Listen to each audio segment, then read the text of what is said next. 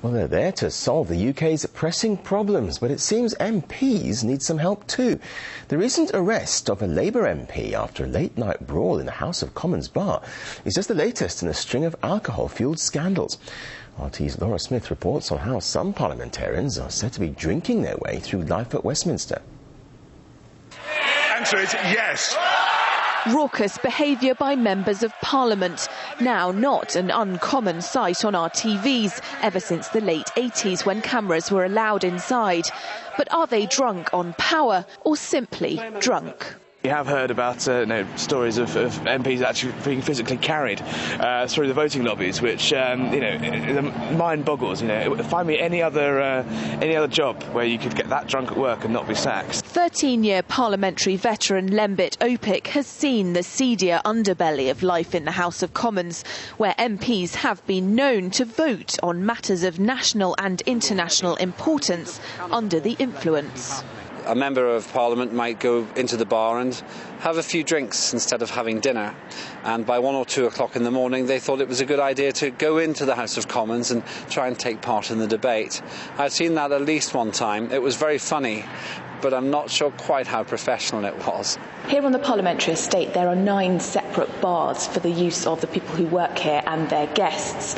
The most notorious among them is the Strangers Bar, where MPs from rival parties often clash. So much drunken revelry goes on there that it's said there used to be a little arrow nailed about 15 centimetres from the floor, which indicated the exit to those who were crawling out on their hands and knees. Outside the rarefied atmosphere of Westminster, in towns and cities around the UK, binge drinking is a huge problem. Inside, it seems, is no different.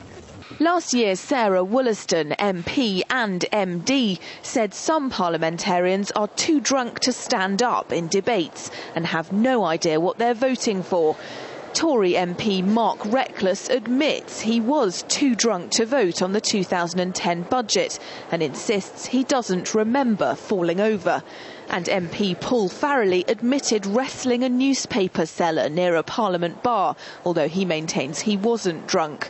Most recently, MP Eric Joyce has been charged with assault following a late-night punch-up in a Parliament bar. And all that boozing is subsidised by the taxpayer. The subsidy works out around £9,000 per MP, and it can work out for about 15 quid for a steak and chips if you're a member of the public, or £7 if you're an MP. Why should the public be subsidising their late-night drinking culture? MPs defend the culture as part of the job.